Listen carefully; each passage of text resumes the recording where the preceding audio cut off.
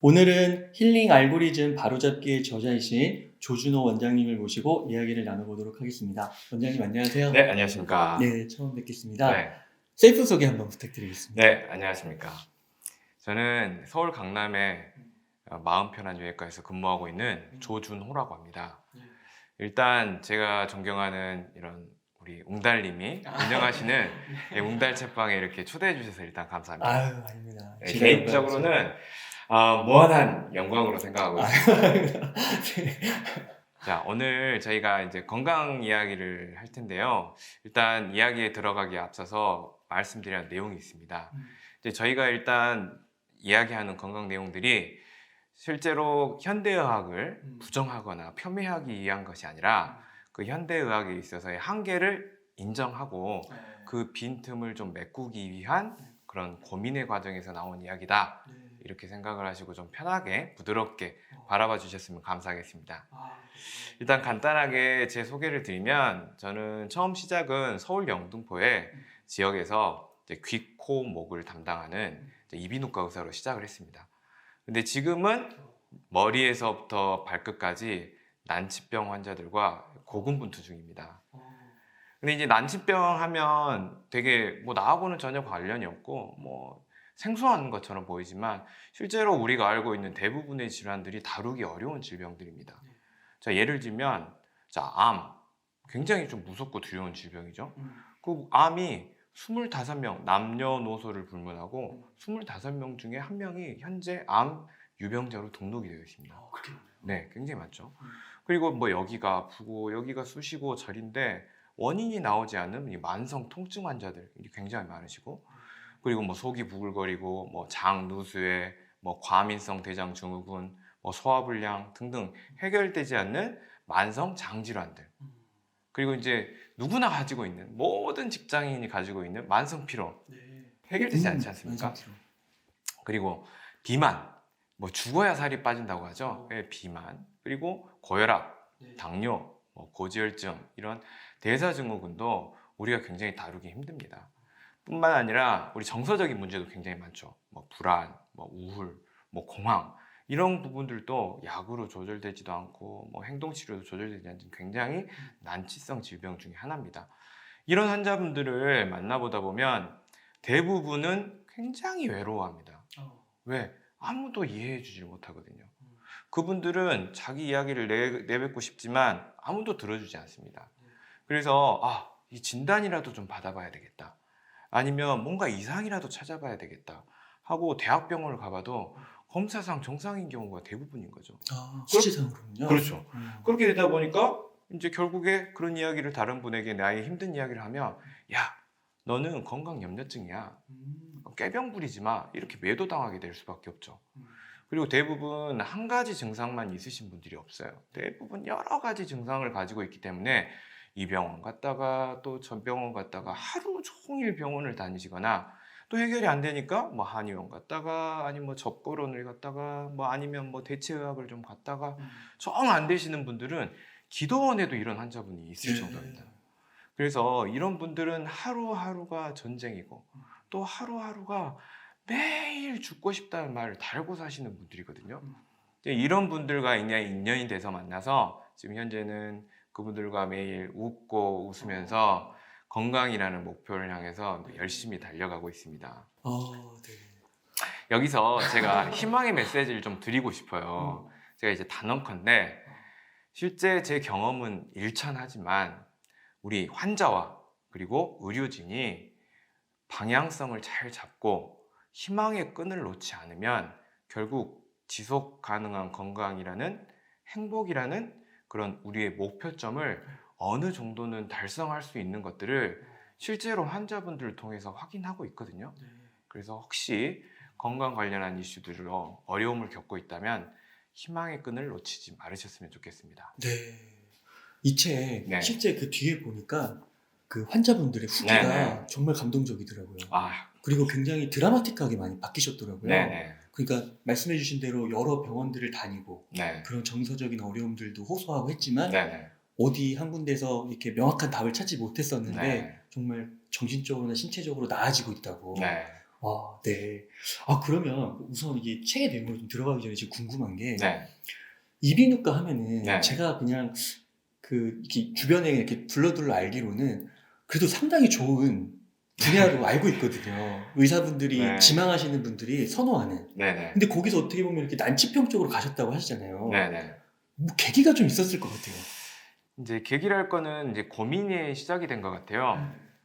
이제 우리가 이제 인턴 레지던트라는 의사들은 과정을 겪잖아요. 네. 근데 인턴 레지던트라는 과정은 너무 바쁩니다, 실은. 배워야 될 것도 많고.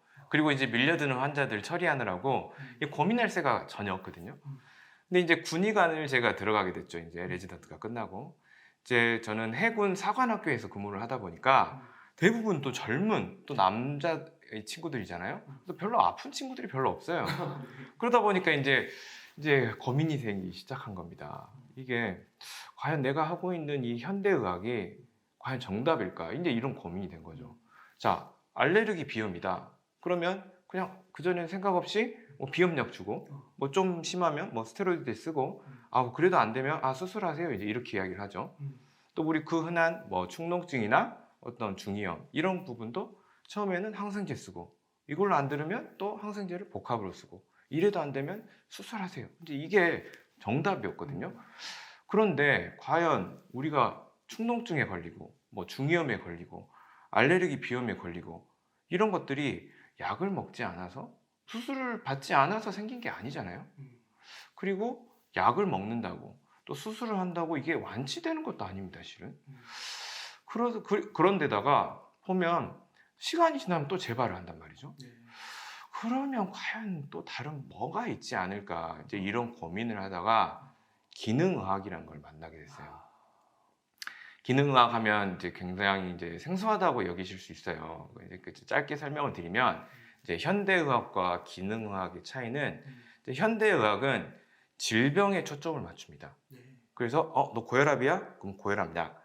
당뇨야? 그럼 당뇨약. 이렇게 쓰는 게 이제 현대의학적인 접근 방법이고 기능의학적인 접근 방법은 질병 이전의 상태. 이제 보통 그런 것들을 이제 미병이라고 평가를 하고요. 그 질병이 발생되는 더 원인에 대해서 조금 더 접근하는 방식이 이제 기능의학적인 방식이에요. 자, 이걸 예를 한번 들어볼게요. 자, 위에 이제 전구가 많이 켜져 있는데요. 이 전구가 하나 이렇게 나갔다고 해볼게요. 들어오지가 않습니다. 그러면 우리는 전구를 새로 사다가 한번 갈아보겠죠? 이런 방식이 이제 현대의학적인 방식입니다. 근데 이제 기능의학적으로는 전구가 안 들어오거나 그러면 여기까지 오는 어떤 배선의 문제는 있지 않을까? 아니, 더 나아가서 어떤 배전반이라든지 뭐 두꺼비집 이런 데는 문제는 있지 않을까까지 바라보는 방식이 이제 기능의학적인 방식입니다. 그래서 실제로 이런 두꺼비집에 고장이 나가지고 전구가 들어오지 않는 상태인데 현대의학적인 방법으로 전구만 계속 갈아보고 또 새거운 걸 갈아보고 해도 안 들어오지 않습니까? 이런 경우에 이제 난치병이 되는 거예요. 네, 전구만 생각하다 보니까 나머지는 놓치게 되고, 즉 주변 환경까지 고려할 수 있는 게 이제 기능의학이 되는데, 기능의학의 역사를 보면 기능의학은 이제 1920년대 이제 시작이 되기 시작했습니다. 자, 기능의학을 이제 다른 말로는 분자 교정의학이라고 하는데, 자, 분자 이야기 들어가니까 화학이잖아요. 그러니까 우리 신체의 대사 자체를 화학적으로 보는 거예요. 신체의 생존이나 이런 것들을, 세포들을. 그래서 화학적으로 균형을 맞추면 이 사람이 건강해진다고 보는 거죠. 그래서 보통 우리가 영양소라고 생각하는 비타민, 뭐 미네랄, 뭐 호르몬제, 효소 이런 것을 조합해서 사용해서 그 사람을 균형감 있게 맞추려는 게 이제 분자 교정 의학이라고 하고, 그리고 다른 말로는 이제 영양의학이라고도 할 수 있겠죠. 그래서 지금 시중에 나와 있는 대부분의 건강 서적들이 대부분 이런 영양의학, 기능의학을 베이스로 쓰여진 것들이에요. 그래서 한번 보시면 이런 증상, 이런 어떤 질병에는 이런 영양제, 뭐 이런 영양소가 도움이 되니까 드세요. 이렇게 나오거나 아니면 이런 상태예요, 뭐 고혈압이에요, 그럼 이런 식단법을 하세요. 이렇게 소개하는 경우가 대부분이지 않습니까? 그래서 그게 이제 영양의학, 그게 단순 기능의학이 되겠어요. 근데 이제 이런 학문들을 너무 새롭고 너무 신선하다 이렇게 접근하다 보니까 또 다른 의문이 또 생기는 거예요. 그러면 우리가 영양제를 안 먹어서 또 이런 문제가 생긴 건가? 근데 그건 아닐 거예요. 실제로 영양제를 먹어서 내가 증상이 좋아진다고 해도 그럼 영양제를 안 먹을 때는 그러면 과연 어떻게 될 것인가? 그러면 약을 먹고 안 먹고의 차이와 영양제를 먹고 안 먹고의 차이가 그냥 비슷하네요. 비슷한 거게 어. 되겠죠? 그러면 그런 것들이 실은 내가 음식물을 통해서 흡수를 할 수 없다는 건데 그러면 영양제를 먹은다고 해서 그것도 나한테 흡수가 될 것인가? 똑같이? 이런 이제 의문들이 들기 시작한 거예요. 그래서 이제 조금 고민하다 보니까 그럼 기본으로 한번 돌아가 보자. 그럼 기본은 과연 뭘까? 자, 우리 몸에는 실제로 항상성이라는 정상으로 되돌려 가려는 기본적인 성질, 그리고 탄력 회복성이라는 회복시키는 성질들을 가지고 있을 거예요. 그러면 이 항상성과 회복성이 무너지면서 우리 몸에 질병이 찾아오지 않을까 이런 고민을 한 겁니다. 그러면 이 항상성을 맞추려면, 회복력을 맞추려면 뭐가 전제 조건이 되어야 되는가? 제 생각에는 빠르고 정확한 정보 전달이 제일 중요한 것 같아요. 자, 내가 이렇게 위기 상황이니 빨리 어떻게 피드백을 해줘. 이런 빠르고 정확한 정보 전달을 보내고 거기에 맞는 대처를 해줘야 되는데 그런 시스템들이 망가지지 않았을까 생각을 해본 거예요. 그러면 이 빠르고 정확한 정보 전달을 하는 역할을 누가 하냐? 신경과 혈관이 하고 있다는 거죠. 그러면 그 신경이 정체가 뭐냐? 자율신경이고 그 자율신경이 또 혈관을 조율하고 있고 그러면 자율신경을 안정화시켜서 우리 몸을 스스로 돌아갈 수 있게 만들어야 되겠구나 이렇게 되는 거고 그 자율신경을 안정화시키려면 자율신경의 기능을 방해하는 요소들을 객관적으로 찾아내서 그런 부분들을 해결하려는 치료법들이 이제 단순 기능의학이 아니라 자율신경 기능의학. 그래서 이렇게 현재는 야. 진료를 보고 있습니다. 그렇구나. 이게 단순해서 어떻게 보면 조금 더 근본적으로 파고든 네. 거네요. 그러면 이 자율신경이 핵심이 되는 건가요? 핵심입니다. 네. 그거는 또 신체에서 갖고 태어난다고 보는 거고. 그렇죠. 그러니까 이제 또 자율신경 하면 또 생소하실 수가 있어요. 네. 그러면 자율신경을 한번 설명을 드려볼게요. 자, 우리 몸에는 무수히 많은 신경이 있고 그 신경의 역할은 실은 정보 전달하는 역할들이죠. 그래서 이분화해 볼 수 있습니다. 신경은 체성신경과 그 몸체가 들어가는 체성신경과 자율신경 두 개로 분류할 수가 있어요. 그럼 체성신경은 뭐냐? 근골격계로 가는 신경이 체성신경입니다. 그러니까 근육이나 뭐 뼈다귀, 인대 뭐 이런 부분으로 가는 신경이 체성신경이고 그 체성신경을 제외한 나머지 모든 게 자율신경이에요. 그러면 자율신경에는 뭐가 포함이 되냐? 피부로 가는 신경, 뭐 호르몬을 조율하는 신경, 그리고 혈관을 조율하는 신경뿐만 아니라 심장, 배, 장, 간, 뭐 소변, 대변, 호르몬, 수면, 뭐 면역, 체온 조절하는 모든 내장 기관하고 관련된 신경이 자율신경이에요. 그럼 두 신경의 한번 성격을 한번 비교해 볼게요. 자율신경, 체성신경부터 볼게요. 자, 근골격계니까 한번 손가락 한번 이렇게 움직여 보세요. 자, 움직이지죠? 뭐 이렇게 손가락 하트도 할 수도 있고, 뭐 이렇게 할 수도 있어요. 마음대로 할 수 있습니다. 그죠? 근데 자율신경 한번 움직여 볼게요. 자, 심장을 한 5번만 더 뛰게 만들어 보세요. 안 되죠? 한 면역력 한번 올려보실까요? 안 됩니다. 손이 지금 너무 제가 긴장을 해가지고 차가운데, 손 좀 따뜻하게 해볼까요? 안 됩니다. 그래서 자율신경의 성격은 자기 알아서 돌아가는 자율적이기 때문에 우리가 예측 불가능합니다. 그리고 복잡하고 되게 네트워크적으로 움직이는 거죠. 우리가 이제 달리기를 한번 해볼게요. 우리가 달리기를 할 때 머릿속으로 심장은 내가 이렇게 뛰어야지. 호흡은 한 5번 정도 더 해야지. 자, 근육은 어떻게 해야지. 땀은 어떻게 내야지. 이렇게 생각하지 않거든요.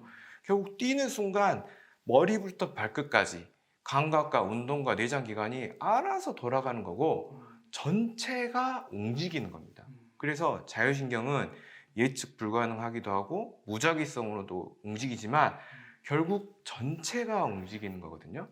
그래서 부분을 아무리 조절하려고 해도 전체가 움직이지 않으면 부분을 움직일 수 없다는 특징이 있어요. 그래서 우리가 전체적인 시각에서 바라봐야 되는데 반대로 부분적으로 보는 시각들도 있습니다. 그 부분적으로 보는 시각을 이제 환원주의적 시각이라고 하죠. 그러니까 환원주의적 시각이라고 하면 편하게 말하면 전체는 부분의 합이다. 말하자면 각각의 부품들을 모으면 하나의 완성체를 만들 수 있다는 좀 기계론적인 시각이거든요. 말하자면 자동차 바퀴, 뭐 엔진, 차체, 뭐 핸들 뭐 이런 걸 모으면 자동차는 실제로 되거든요. 근데 실제로 이런 것들도 의료에서 흔히 볼 수가 있어요. 첫 번째, 우리가 병원을 가봐요. 병원을 가보면 호흡기 내과 따로, 그렇죠? 순환기 내과 따로, 뭐 내분비 내과 따로 다 따로 있습니다. 네. 정형외과를 가봐도 척추 전문 따로, 뭐 어깨 전문 따로, 뭐 발 전문, 수부 전문 다 따로따로 있는 거예요. 근데 환자분들의 인식도 내가 뭐 어디가 가렵고 뭐 고혈압이 있고 당뇨가 있고 뭐 장이 안 좋고 어지럽더라도 신경과 가서는 어지러운 이야기만 하고, 내과 가서는 뭐 배 아픈 이야기만 하고, 피부과 가서는 피부 이야기만 하니까 똑같은 한 가지의 개체인데도 다른 치료들을 받고 있다는 거죠. 그런데 한번 생각을 한번 해볼게요. 과연 우리가 팔, 다리에 형 모으고 심장 갖다 붙이고 장 갖다 붙이고 뭐 뇌 갖다 붙이고 척추 끼워 넣고 이런다고 살아있는 인간이 만들어집니까? 아니죠. 안 만들어지죠. 네. 이런 것들을 사회 이런 현상에서도 볼 수가 있어요.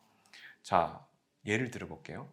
자, 북극에 지금 어업이 파산을 했답니다. 혹시 그걸 북극 잘못이라고 생각하시는 분이 있을까요? 그죠? 그러네요. 그렇죠? 이 북극 잘못이 전혀 아니거든요. 네. 결국 빙하가 녹아서 그런 것이고, 빙하를 녹게 만든 거는 전 지구적으로 지구의 온도를 올리는 여러 가지 요소들이 합쳐져서 빙하를 녹이면서 결국 어업 생태가 바뀌고, 그러면서 북극의 어업이 파산을 하게 된 거거든요. 그래서 결국 북극의 어업을 살리려면 전 지구적으로 나서지 않으면 해결되지 않는 문제라는 거죠. 그거를 이제 우리가 신체에 대입하면 이제 이런 것들이 나와요. 자, 손저린 분 굉장히 많을 겁니다. 손이 저려요. 네. 자, 손이 저리면 손이 저리니까 손을 치료하면 될까요? 손을 치료한다고 절대 낫지가 않습니다. 결국 손이 저린 이유는 손으로 가는 혈액순환에 문제가 생긴 거고, 손을 지배하고 있는 신경이 잘못 자극되기 때문이거든요. 그러면 손을 지배하는 혈액순환과 손을 지배하고 있는 신경은 어디서 나오냐? 목과 등에서 나와요. 그러면 목과 등이 범인일까요? 아닙니다. 목과 등도 피해자입니다. 왜 피해자냐? 결국 평상시에 잘못된 자세가 머리축과 골반축이 삐틀리면서 그거를 버티다가 문제가 발생한 것이고, 그게 손저림이라는 것으로 나타났기 때문에 실은 손저림이라는 부분을 해결하기 위해서는 전체인 밸런스부터 시작을 해야 된다는 사실이죠. 야. 그래서 그게 체성신경 네네. 부분에서 비롯된 거네요. 손을 그렇죠. 저는 게. 네. 그래서 책에서 보면은 이제 그 일자목, 네. 거북목 이런 거 되게 좀 강조가 되더라고요. 네네. 그러니까 그런 것에서 이제 원인이 비롯돼서 이제 신체에 질병이 유발될 수가 있는 거니까. 네네. 아, 자, 그 부분도 이제 궁금하실 거예요. 그러면 이제 제가 서두에 말씀드렸듯이 결국 우리 몸을 전체적으로, 즉 부분을 건강하기 위해서는 전체를 움직여야 되고, 전체를 움직이기 위해서는 그 연결성을 살려야 되고, 그 연결성의 핵심이 신경이고, 그럼 신경을 방해하는 요소를 찾아야 되는데, 그 신경을 방해하는 요소가 뭐냐? 우리 척추 밸런스입니다. 자, 이해가 하기가 힘드시겠죠? 자, 자, 건물주가 우리 한번 내볼게요. 건물주가. 자, 너무 기분 좋죠? 건물주의 건물주니까. 자, 이렇게 똑바르고 튼튼한 건물을 가지고 있는 건물주가 있다고 해볼게요. 어때요? 하는 일이 다 잘 되겠죠? 아픈 데도 없어요. 잠도 잘 자고, 똥도 잘 싸고, 모든 게 잘 됩니다. 그런데 이렇게 기울어져 가고 점점 쓰러져 가는 건물에 사는 건물주라고 해봐요. 그럼 어때요? 이게 언제 쓰러질지 모르는 거예요. 굉장히 불안합니다. 그렇죠. 잠도 안 와요. 소화도 안 돼. 돈도 잘 벌려요? 안 돼요. 그래서 실은 내 세포들이 어떤 구조, 어떤 그 틀에 살고 있느냐에 따라서 그 사람의 감각과 운동과 내장기관과 정서까지 관여를 하는데, 우리가 현재 접근하는 방식은 감각 따로, 운동 따로, 내장 기관 따로, 정서 따로 접근을 하고 있기 때문에 결국 제자리거나 조금 더 악화된다는 사실이에요. 아, 그러니까 이게 건물이 이렇게 기울면 예를 네. 들어서 막 벽에 금이 갈 수도 있잖아요. 그렇죠. 그러면 그 부분만 보면 안 되고 그렇죠. 사실은 이 뼈대를 네. 잡아야 되는 게 먼저인데 네. 금은 뭐 치료해도 또 가잖아요. 네. 시간이 지나면 이렇게 기울어져 있으니까. 네. 아, 그렇구나. 네. 그래서 이 자율신경과 구조의 역할은 굉장히 밀접한 역할이 있습니다.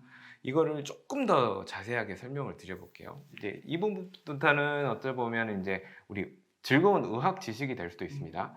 자, 우리 몸은 입력이 되면 반드시 출력을 해야 되는 과정이고, 이 입력과 출력이 피드백이 원활한 사람이면 이제 사주팔자대로 살 가능성이 높은 사람이겠죠.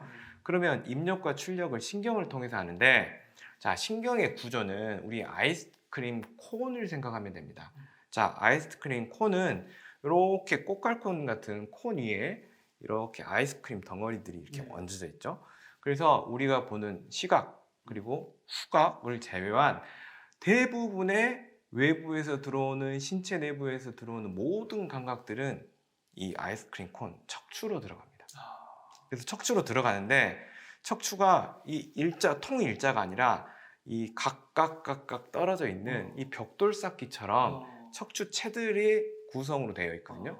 그래서 척추체와 척추체가 관절을 만들고 있고, 그 관절에 아주 조그만 구멍을 통해서 신경이 들고 나갑니다.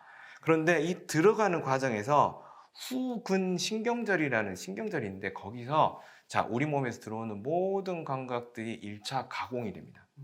그래서 이 관절이 불안정해지면 이제 그 감각들이 변질이 되기 시작합니다. 적응이 제대로 안 되는 거군요. 그렇죠. 그래서 이 아이스크림 콘을 따라서 이제 상향을 해야죠.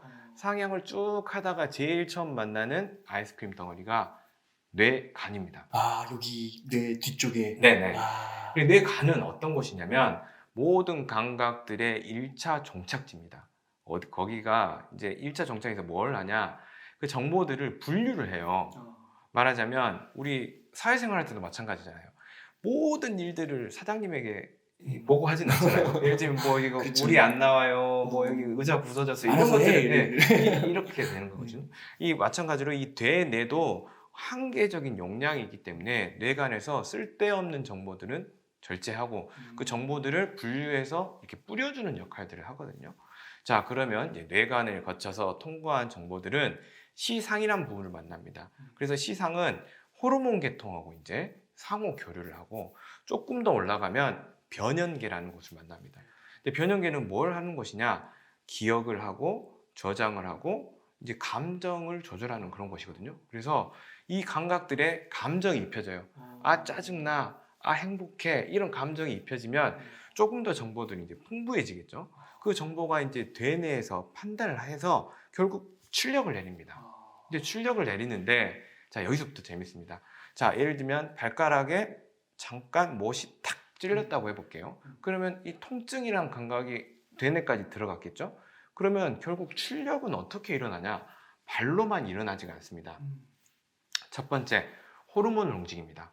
자, 호르몬이라는 것은 결국 혈액을 통해서 전체로 영향을 미치는 거거든요. 그래서 전신에 영향을 미치고, 두 번째, 자율신경에 영향을 미칩니다.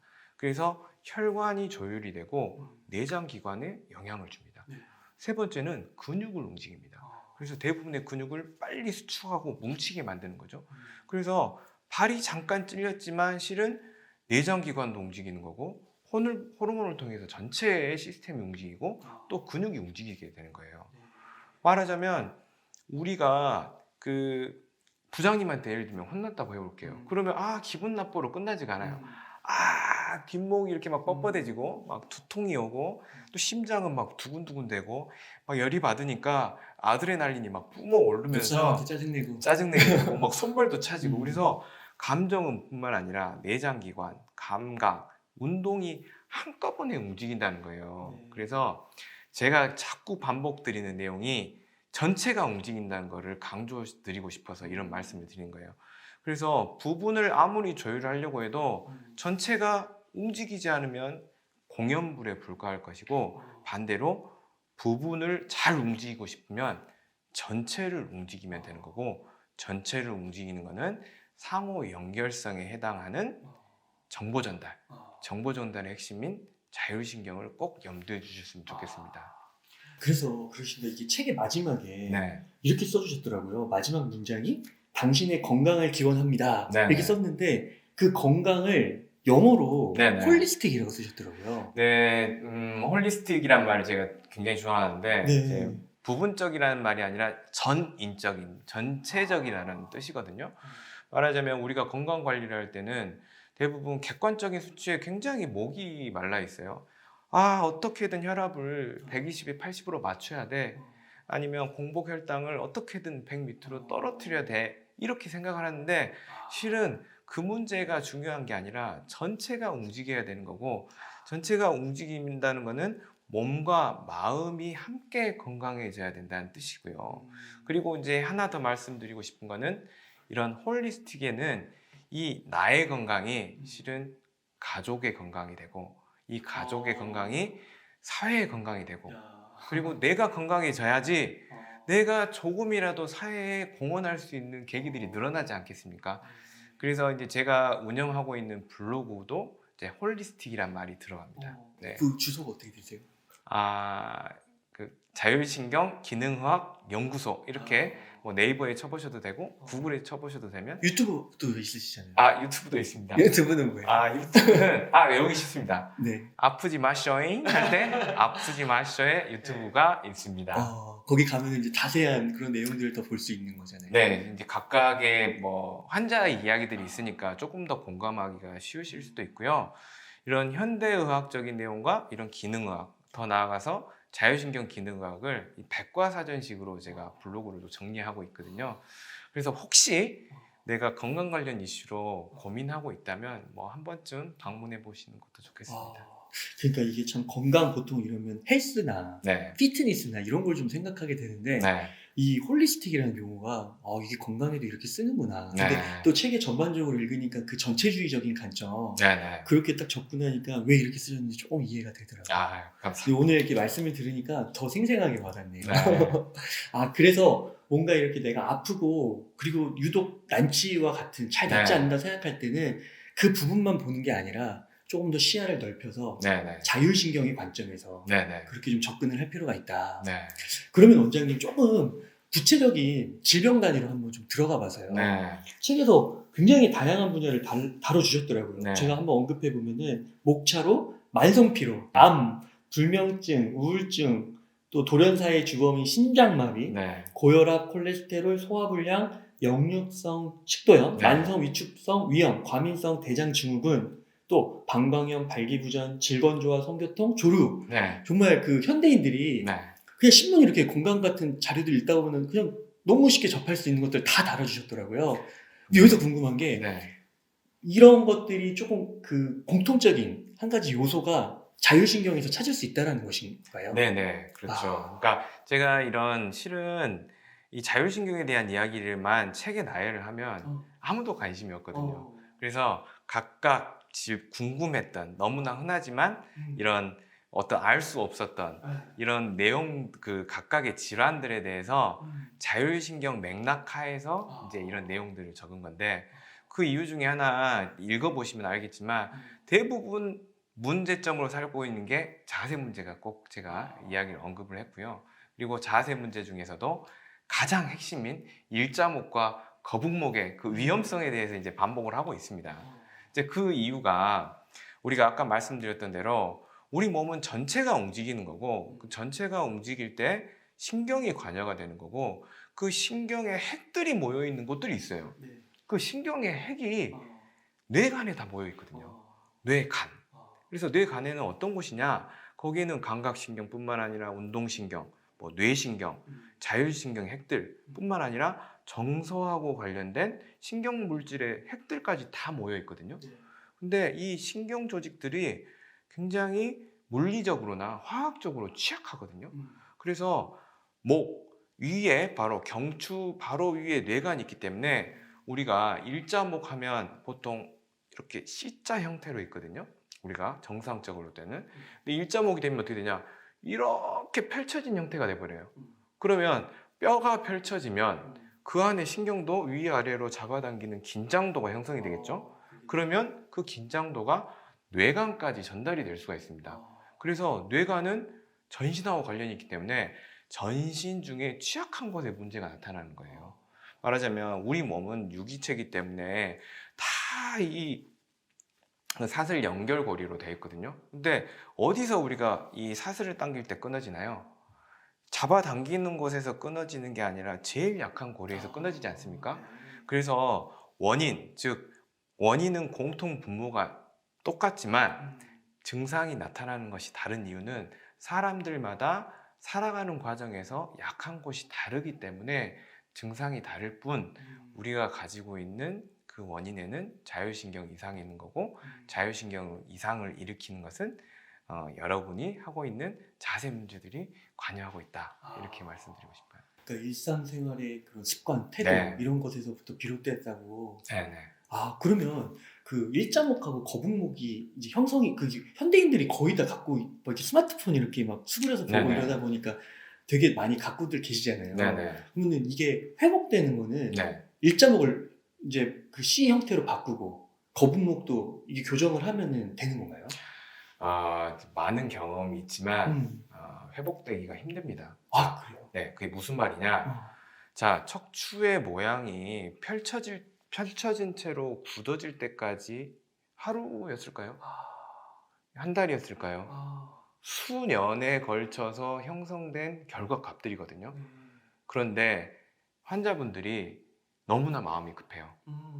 뭐 하루, 뭐 짧게는 뭐 한 달 안에 좋아지기를 바라면서 열심히 노력하는데 절대로 좋아질 수 없는 시기고 그 시기까지 내가 노력하는데도 돌아오지 않으면 포기하는 부분들이 대부분 많습니다. 그리고 그래서 우리가 노력해야 될 부분들은 실은 밸런스가 무너진 거거든요.